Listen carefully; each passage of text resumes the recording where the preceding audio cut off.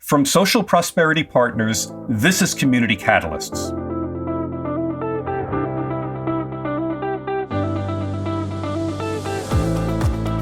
Welcome to Community Catalysts, the podcast that examines the qualities of community leadership and the many paths and forms it can take. I'm your host, Matt Lehrman.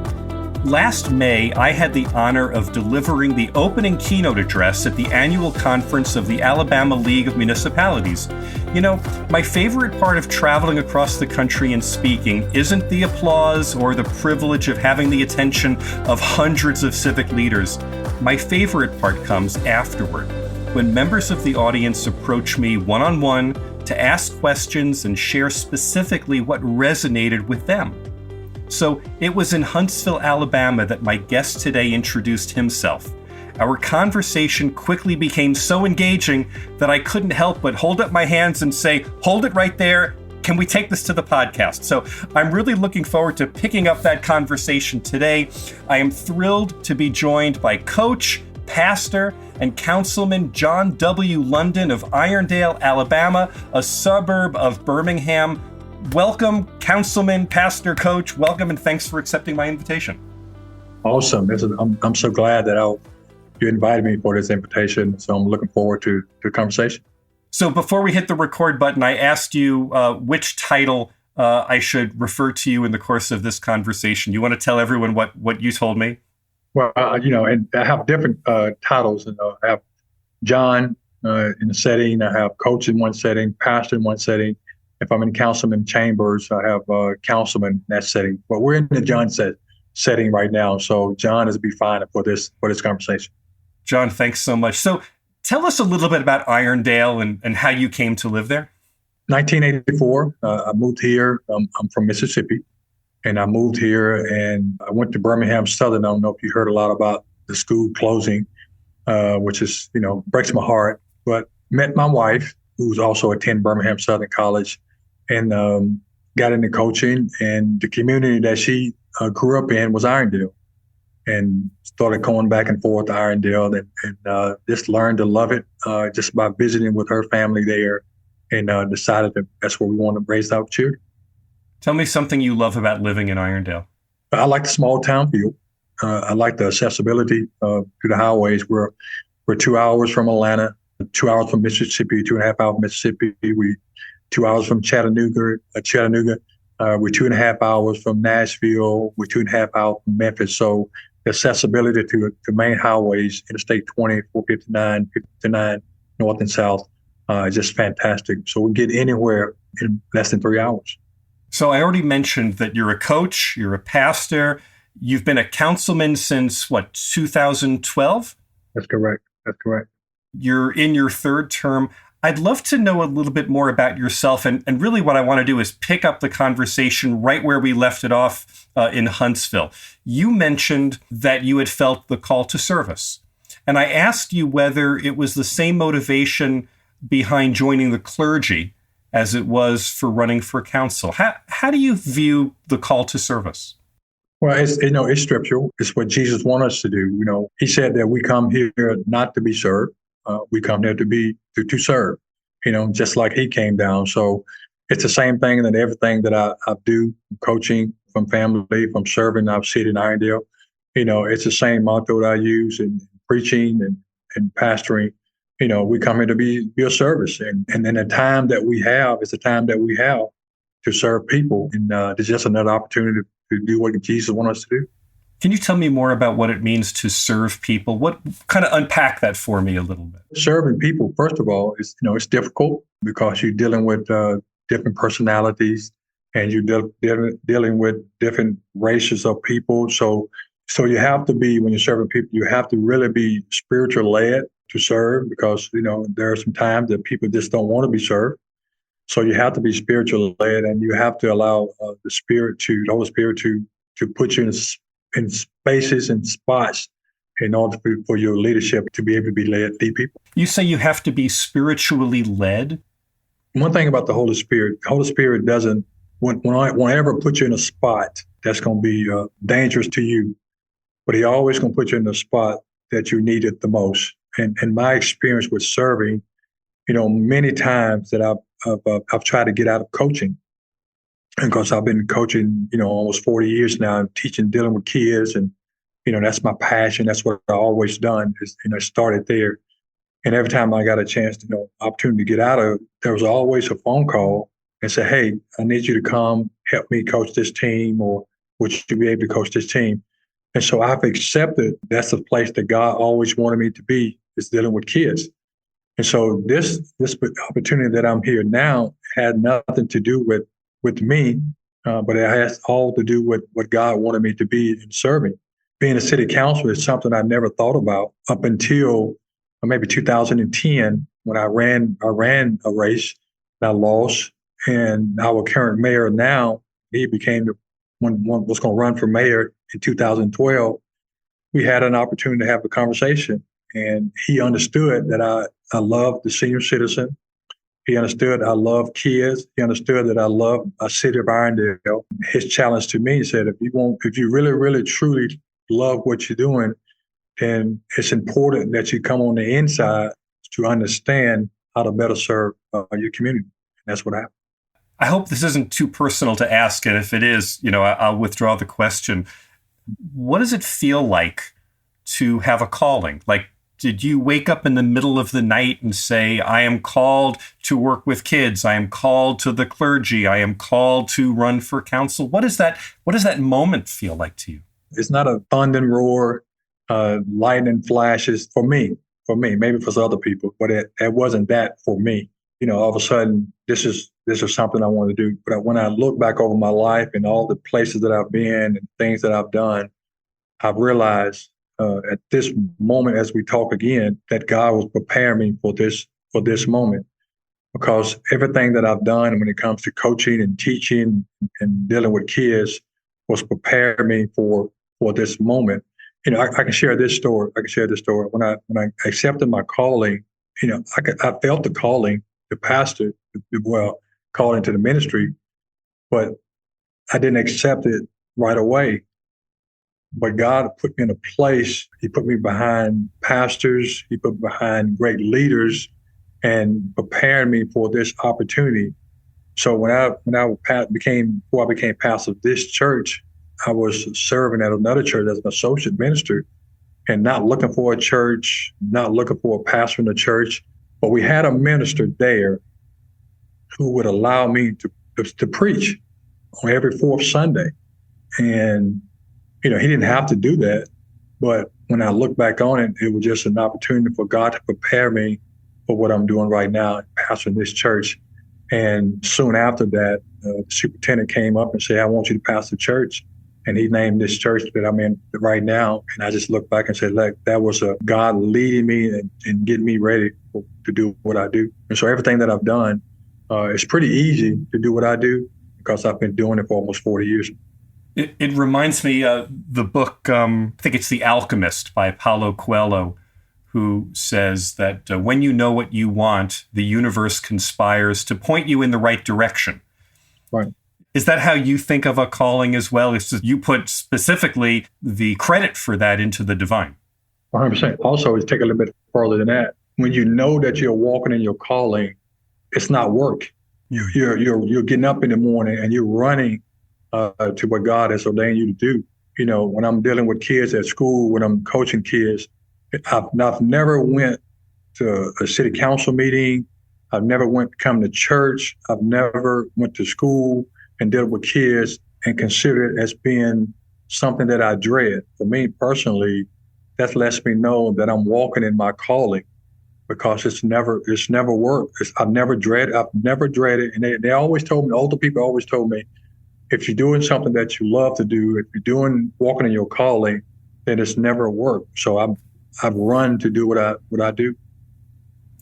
John, as we were preparing for this conversation, you shared with me that faith is a very important part of your leadership. And I wonder if I could ask you just to define what you see as the role of faith in your life and in your work, both as a pastor and as a councilman. My faith allows me not to focus on the things that I see, but focus on the things that are unseen, which is Christ Jesus.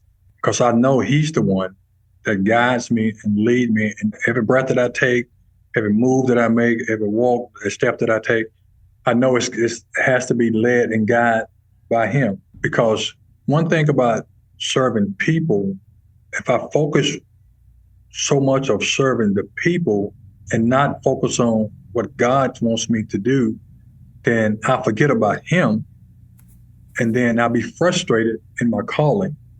And so my faith allows me to stay focused on him and allow him to lead me in my step into my calling.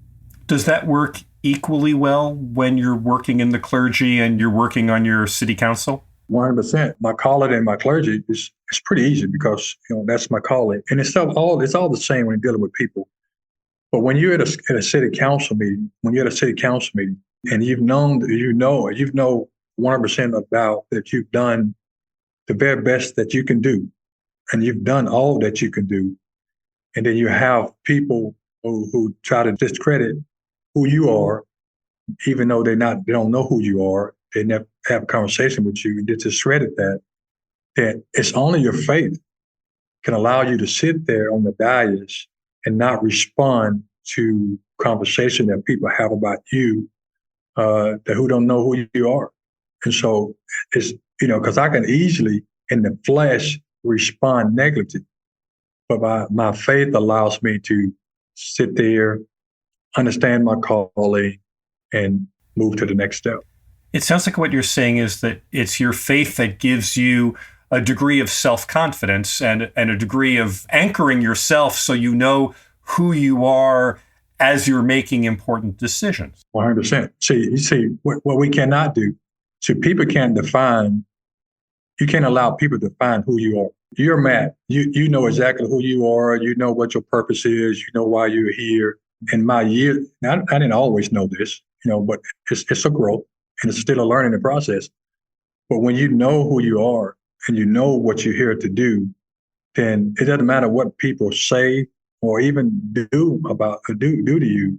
You understand your calling, and you know that it's not about you, your personalist, yourself, that it's about Christ. And so as long as you allow Christ and the Holy Spirit to lead you, then you can sit there and you can take it. You understand that the fight is not about flesh and blood, but the fight is spiritual. And you can, and your faith tells you that you cannot win a spiritual fight. That spiritual fight has to come from above, things that are unseen. Your faith brings you into the situation. It informs how you think about the decisions that you're making. I wonder if I could put you on the spot. Is there an example you would share of a time at City Council where on the one hand you were thinking you needed to stand firmly on your faith, on certain principles that you believed, but on the other hand, it was the nature of City Council to look at compromise and to think about things that might be the best course of action for the community that might be different from your own personal beliefs? 100%. I mean, that's you said it 100%. Every thought on that dais, every thought has to be about what's best for the city of Irondale. Even though I disagree with 4 other council people, or men and women, if they can say it's good for the city, then as a council person, I have to get on board. If 4 say it's good, then I have to get on board with them and say, well, 4 may know better than I do. I mean, it's imperative that you have to take self out of the way. You have to take self out of the way, and you always have to think about what's best for the people of Irondale and what's best for the city of Irondale. And if you begin to think of yourself, you will always mess it up. You have faith in God, you have faith in church, and I think what I just heard you say was you also have faith in the form of city council governance and the idea that there are other people on council who bring different perspectives and that you are there to collaborate and have a staff team who will execute off of the decisions that you make. 100%. That's why it's 5 of us and not just one making all the decisions, because there's always something that maybe I miss. So there's always something maybe I overlooked or whatever. But the perspective of the other 4 council gives me an opportunity to rethink. It's nothing wrong with rethinking your thoughts at a meeting. Even though you're prepared and you're ready to vote yes, or you're ready to vote no, or you're ready to have a conversation. But it's always important to listen to each council person and get their opinion and what they're thinking about, before you make a decision. And so always at every meeting, no matter if I even listen to negative stuff a lot sometimes, not all the time, but even if a council person is negative, I listen, then I have to make the decision what's best for the city. And once I vote no or I vote yes, that's my vote, and I go home and sleep well at night, because I always say I did what I thought was best for the city, whether it's no or yes. I can sleep good at night with that. This was the moment in our conversation in Huntsville when I threw up my hands. I said, okay, this is a really important conversation, and we need to have this when the recording is running. So we were talking about accountability. Right. And so I wonder, at the end of a day, do you come home and you think about, am I accountable to God? Am I accountable to the people of my community? How do you think about to whom you're accountable? I'm accountable to God first. I mean, that's the most important thing in my life, and at this point in time in my life, because it's Him that put me in this position. I know the people voted me in, but it was Him that put me in this position, ordained me to be where I'm at, because He thought that I can do the best job for the people of Irondale. So first, I'm accountable to Him, and then secondly, I'm accountable to my family. So we don't never forget about them. I'm accountable to my family second, and then I'm accountable for the people of Irondale, because the people of Irondale, that's me. Even though I'm on council, I live in Irondale, so that's me too. So every decision that I make affects me also. It affects my family. And that's the way it goes: God, family, and then the people of Irondale. And then when God decides you've done all you can do for City of Irondale, then 2025, I'll be voted out, and I'll still do what I do. John, on this podcast, I frequently ask the leaders I speak with to talk not just about the good, but also the bad and the ugly of the experiences they've had. I wonder, is there a challenge that you could talk about that you faced in maintaining your faith while navigating the secular and the pragmatic realm of local politics? 100%. Social media. Oh, tell me about that. But social media, and we speaking frankly, I'm my dad's. My dad's dead and gone now. My mom's gone, but I'm my dad's son. I'm a guy that if you have something to say, let's meet, pick up the phone, let's talk, let's meet, let's have a conversation, man to man, man to woman, or whatever. I'm that guy. That's who I am. Because I like to sit across the table from a guy, look him in the eye, and I can tell more about that person by sitting next to him, and they can tell more about me by sitting next to him. But we have those, I call them the Facebook gangsters. They get on Facebook and they tear down your character, with lies and untrue. If you respond to that, you're not strong enough again, it comes back to faith. You're not strong enough in your faith, and you respond to all of that in a negative way. And so we get a lot of that on social media. Social media is great. I use it. We're using it right now. But there's a lot of people who use social media to discredit people. And I call them social media gangster, because every time I ask them to, hey, in my council meeting, hey, you got anything you want to say? Let's have a conversation. Let's come to agreement on what you're talking about. Let's have a discussion about what you're talking about. And then maybe you say, well, you know what? Maybe I need to apologize. Or maybe I need to apologize to you. But I'll never respond to anything that happens on social media because I'm my daddy's son. I like to meet a person face to face and have a conversation. And does that work well for you?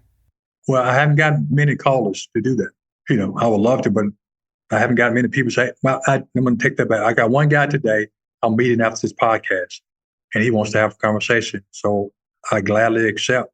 Let's have a conversation. This is someone who has been calling you out on social media and giving you grief, accepted your invitation to get together in person to have a conversation? Right.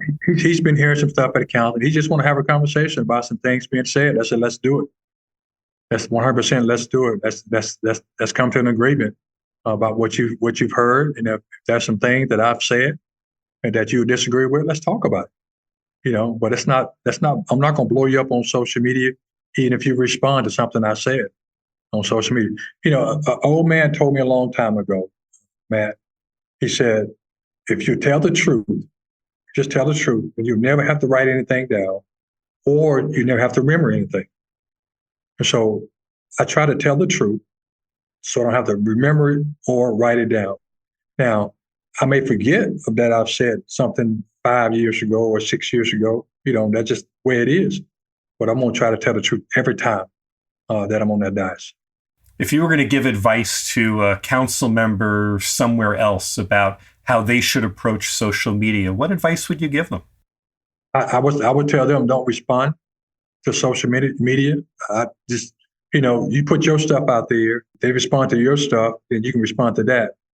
But the stuff that they talk about you or talk about what's going on in the city, I would say don't respond to that stuff, and invite them to have a conversation with you one-on-one, or if they want to bring somebody in. If they bring somebody to have a conversation, then you always have someone that's going to represent you also. So never go in a conversation 2 against 1. Always have someone with you, because it could get misconstrued on the other side. John, let's move on to some practical matters, if we could. Again, something you shared with me ahead of time. I understand there was a situation regarding an apartment complex in your community in which crime was up, residents were frustrated, some in your community were calling for the complex to be demolished altogether. Here you are, a man of faith and a public servant at a moment when the city needed to take action. Can you walk us through your involvement?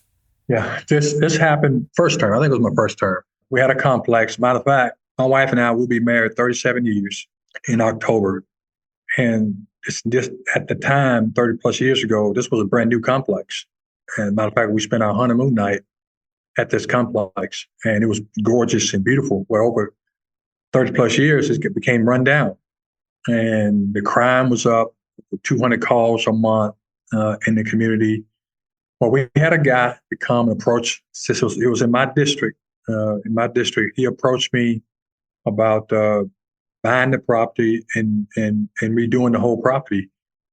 And we had meetings, and the citizens were in an uproar about it. And they were saying, tear it down, burn it down, shut it down, and all these things. And I heard them. I heard what they say. I sit in the back of the room, and I heard them scream and holler and frustrated. And so once it was all said and done, I stood up with my faith and I walked to the front. I said, I tell you what, hold on. I said, if we tear it down, then it's going to be just an empty space there.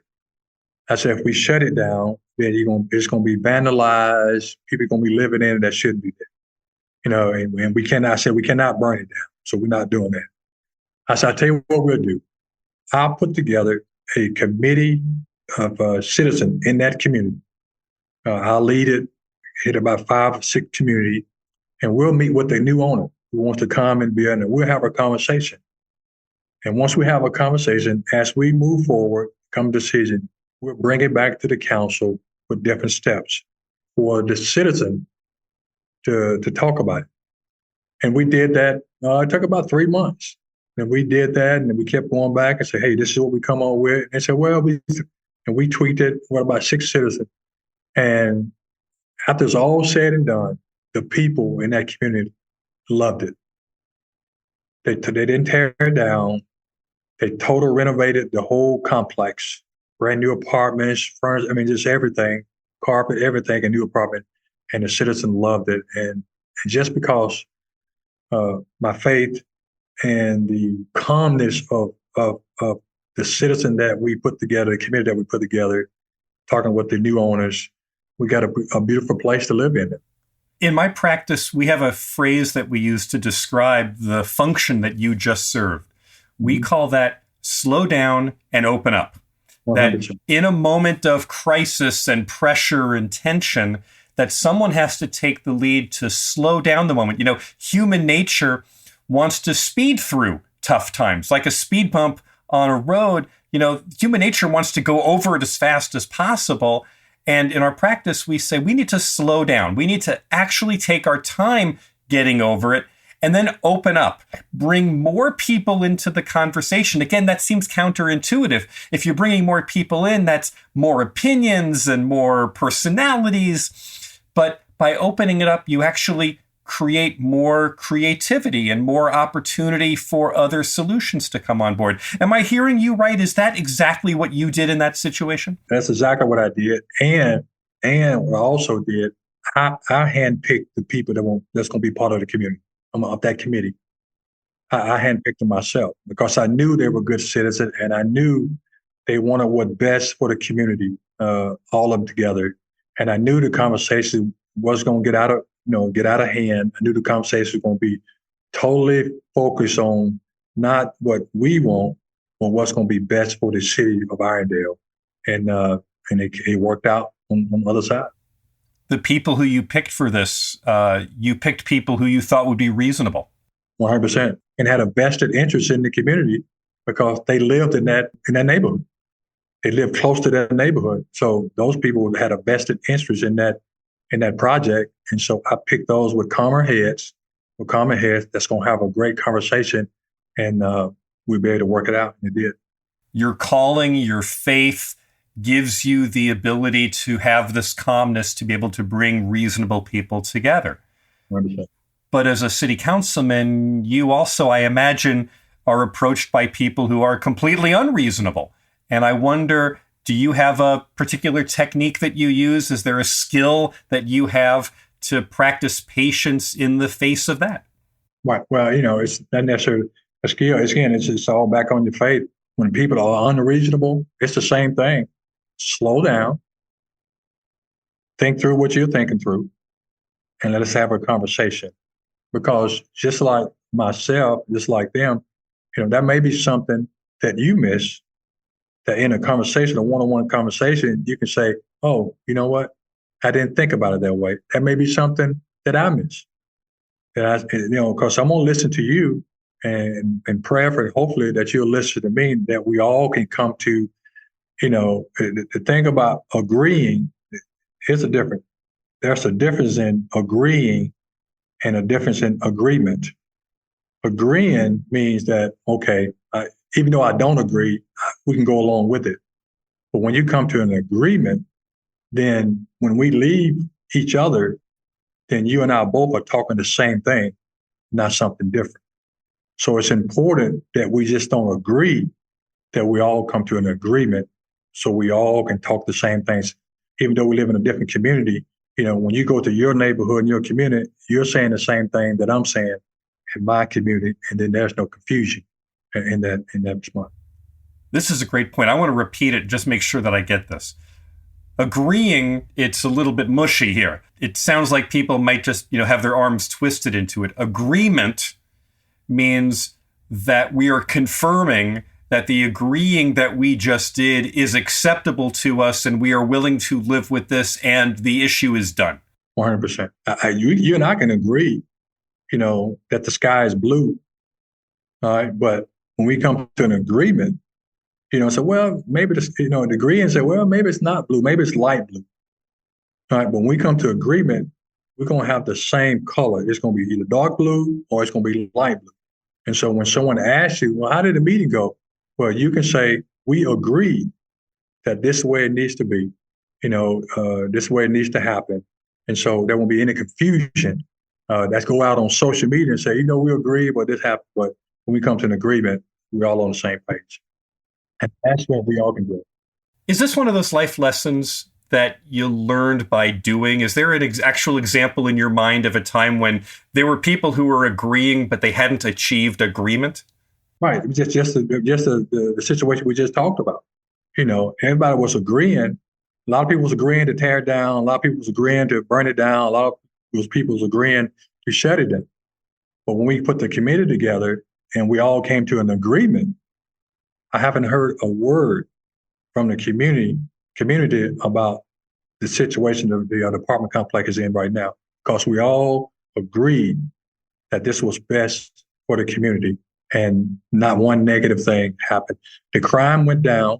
I mean, the police rallied. If they go over there, it's probably because the fire engine over there, somebody's got sick. And so you go from over 200 calls a month to practically no calls a month. We're all in agreement that this was the best thing for this community. I think that is a really powerful example, and I'm really grateful to you for sharing that.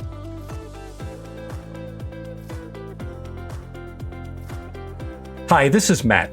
I trust you're enjoying this conversation as much as I am. Coach, pastor, and councilman John London has much more to share, so we'll continue our interview with him next week, and I'll put him on the spot by asking him to name 3 good reasons to run for local office, and also 3 bad reasons too.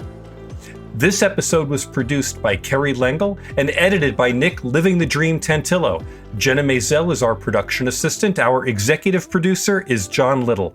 I'm Matt Lehrman of Social Prosperity Partners. If you have a question, comment, or story to share, reach me at 602-688-2724 or podcast at socialprosperity.us. I'd love to hear from you.